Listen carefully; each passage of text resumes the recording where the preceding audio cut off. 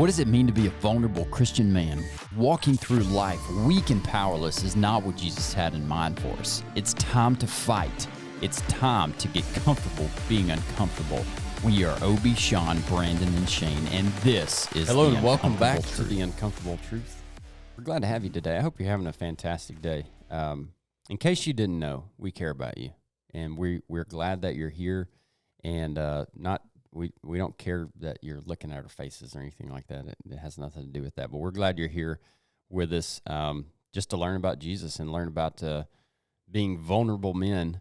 And Sean, you've got an uncomfortable intro. I do. Does it have anything to do with being vulnerable? Kind of, sort of, yeah. Okay. Yeah. I don't know if that led in or not. You know, what's interesting is this is not something that recently happened to me, but this has happened to me. Have you ever been in a place like out in public and you run into somebody that you just absolutely can't stand? Oh, man. And all of a sudden, and whenever you run into that person. No, Sean, I love everybody. And when you run into that person, your blood pressure kind of goes up and you get super uncomfortable and you're like, wow, what am I even going to say to this guy? Blah, blah, blah, blah, blah. You know, I can't stand this dude. And then they walk up to you and they're like, hey, man, how are you? And they're being extremely overly nice. Oh. And you're like, I can't stand this guy, but I got to be nice back. Yeah. Yeah. It's kind of an It's uncomfortable. a little uncomfortable situation. That is a little uncomfortable. I thought of one while you were talking about being uncomfortable. Is my son this morning gets to do the announcements at school, or him and his buddy paid their Bobcat bucks to be able to tell a joke on the announcements at school. And he's like, Dad, do you have any jokes? And I'm like, yeah, I got one that you can. And I said, this is kindergarten through fourth grade. I said, what'd the big chimney say to the little chimney? He's like, I don't know, Dad. You're too young to smoke. Mom was like, do not say that. You cannot. He's like, Dad, they have to be approved. My third grader's telling me, like, you can't say that, Dad. I'm like, well, give them the joke and then tell that one. Courtney's like, you're terrible. That's funny. Tell him a joke and then don't say a different one. Yeah, I said, well, tell him the approved joke, like that would be fine, and then tell the too young to smoke. That's funny. You're too young to smoke. would be That's good. awesome.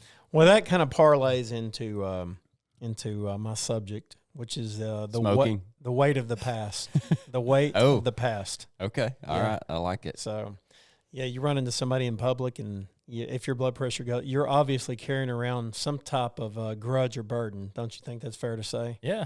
Yeah.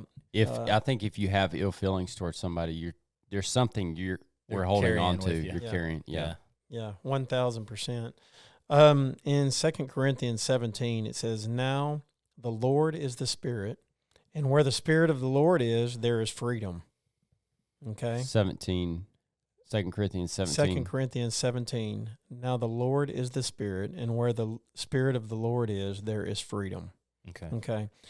Do you think that if you're walking around with the weight of the past, do you think that that's walking around with the Spirit of the Lord, you know? Yeah, no. Probably not. You probably haven't given that to the Lord, you know, and I can It's think. a song. What's Where that? the Spirit of the Lord is, there is freedom. Yep. Mm-hmm. I don't know. Mhm. It must come from that verse. Yeah. You Has know, to. that's one thing that I've noticed is that I would say the majority of the Christian songs that I love, I have come to find out, Bible verse. like almost verbatim on some of the the entire songs. That's crazy. Yeah, it's like really David cool. writing. Yeah, it is Yeah, cool. it's awesome For sure. So I was just thinking back to my life and what is the biggest burden or biggest grudge that I ever held, that I carried around for a long time. Oh, this is getting personal. Yeah, for me, it was being bullied in like the as a freshman, really 8th grade, freshman year, sophomore year, and then as I became a junior, that really got suppressed. You know, and why do y'all think it got suppressed as a junior? What would you think? What the reason was behind that? You were bullied, and then it Eighth, really ninth, it 10th. affected you, and then you you just pushed it down? Is that what you're saying by suppressed? You like when I say it got suppressed, it just didn't happen as often. All of a sudden, it started kind of going away. I think you. I'm just gonna guess and say you started defending yourself. I started getting bigger and growing, Okay. and gaining muscle and getting taller, and Okay. so that was it. I mean, Okay. I was a shrimp whenever I was my freshman year. I was 99 pounds and I was 5'3".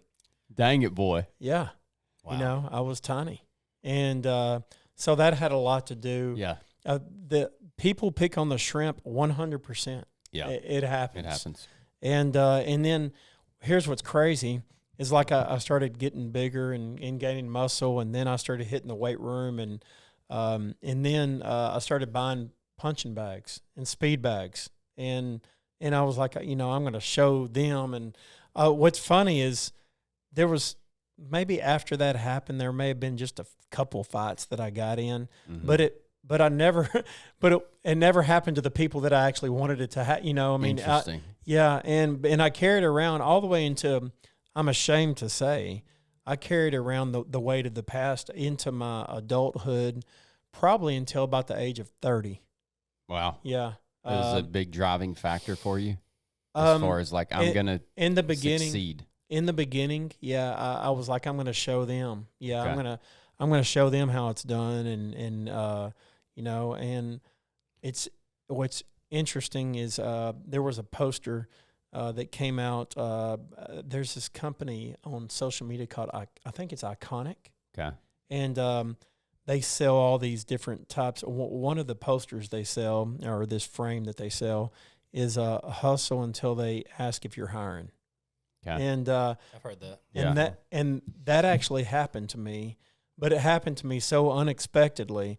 One of the biggest bullies that I ever dealt with, whenever the guy could walk into the room whenever I was 28 years old, and my blood pressure 100% would go up. Okay. I was ready to beat the guy to death. Yeah. I mean, it was that bad. Yeah. Isn't that horrible? Well, I mean, it's I mean, it's horrible life. that I was carrying around yeah. that kind of burden. That's Like, horrible for you. Yes. Yeah, I mean, like that was unhealthy, right? Yeah. And I didn't give it. I didn't give it to the Lord, man. 100% did not. I carried that burden around, and it's ashamed. But later in my maybe late 30s, that guy called me and asked me if I was hiring. Wow. He 100%. And for me, it was like, wow. Now, early on, I had given that situation to the Lord. Okay, that burden, that weight of the past, Mm-hmm. I had given it to God. Okay, and then God kind of allowed that to happen, and I was like, wow. So I'll give it to the Lord, and then this happens. It's like the humility, that guy had to have to call me and ask if I was hiring after he knows he bullied me and acted this certain way whenever we were in high school, and then for me, it was very humbling as well. And I even felt bad that I wasn't hiring. Yeah. I felt okay. bad because I was like, wow. You wanted to help him at that Yeah, point because man. the Lord had worked on you. Absolutely. Yeah. I mean, and I was just like, it was a very surreal moment for me, That's good stuff, man. Like, especially, we've talked a lot about type A personalities, is that when somebody tells you you can't, we want to prove them wrong. Like, Yes. you're not going to be able to do that. Like, it is our natural instinct to be like, well, I'll show you. And the same thing goes when we feel like somebody, this is a good topic for men, when somebody hurts us, like this is true deep hurt you're talking about, of being bullied. When somebody hurts us, we want to prove them. We want to prove them wrong. We want to show them. And that is something that's really hard to let go of as a man. Especially, like, first identify. I was having this conversation with my 11-year-old the other day because he's so much like me where, like, things just get suppressed and not really, he's 11. And men have a hard time, little boys have a hard time, too, like, talking about our feelings. Mm-hmm. And so just a conversation of, like, hey, man, if something's bothering you, we can talk about it. Like, you don't have to suppress it. And, like, from an 11-year-old's perspective, I get that that's hard to even understand. Sure. But from a man's perspective, it's important for us to be able to express like that really affected you, man. Like that hurt. That was truly Yeah. hurtful. It was. Yeah. And that's a pain that we typically just run from. Yeah. Like that don't bother me. Forget that guy. You know, if I see Yeah. him again, I'll punch him in the face. Well, that's what the world teaches. yeah. I mean, isn't that what the world's like? Suppress your feelings, be a man, just stay in this worldly vein of what we say a man is, Mhm. and don't be vulnerable, don't be outspoken. Yeah. You know, I mean, like all of those things are worldly views, and it's opposite. It's totally, totally opposite of what the Bible tells us that how we're supposed to be as men, as kingdom men. And so, yeah, you're right. It's I would think it would be difficult to have an 11-year-old understand that. Yeah. But I think that starting now, I'm thankful that the Lord has brought me to where Yeah. I'm at so Yeah. that I can realize that this kid is just like me. Yeah. Holy Mhm. moly. He's a little bit more emotional than I was at that age. but- That age is such an impactful age, you Yeah. know, to the point to where, you know, if you're like me, you carry that stuff around for years Yes. into your adulthood. And then we work years to figure out Yeah. why we feel the way Yeah. we and how to feel. deal with it. And how to deal and with then it. here I am at the age of 46 talking about it. Right. So I mean, how that's crazy. it's not silly though. Right. It's not silly at all. It's real, and it's It something is, that it is so real. Yeah. You know, and it makes you want to harbor and protect your children yeah. like you're talking about with your son. And, you know, but you got to let them be a man too. You know, you got to let. and That's it's- right. Yeah, I think we got all kinds of Balance. messed up view of what a man should be. Yeah. I'm realizing that like I'm a lot more emotional than I used to be. And I think it happens as you get older, you start thinking about these things and you kind of start understanding your feelings a little bit better. And the other day I walked outside, Courtney was working. It was last night.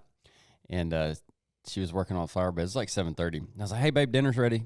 Come on in." She's like, "You cooked dinner? Thank you so much for doing that." Like I don't do it all the time. Mhm. And I was like, What's it- I told her that really made me feel good that you really appreciate that. And then I got a little emotional about it. I was like, over dinner, like just to be recognized and understood, it's Yes. it's nice to be able to talk about those things, those Sure. feelings that you have. And when they're not addressed, when we don't give them to the Lord, they either you push them down, they fester, we harbor bitterness in our heart, and none of those things, if we let them sit, can lead us closer to the Lord. Mhm.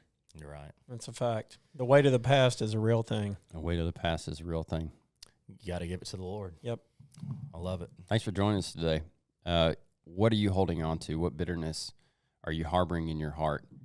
And is that causing you to be disconnected from the Lord and not allowing you to have true forgiveness? If we can't have true forgiveness for other people, then we can't accept that from God either. So I challenge you to pray on that today, to think on that, and to see where God would allow you to let that go and to give it to Him, and so that you can continue a healthy and meaningful relationship with the Lord. Amen. Appreciate y'all being with us. Remember, kick the day in the face. We'll catch you on the next one.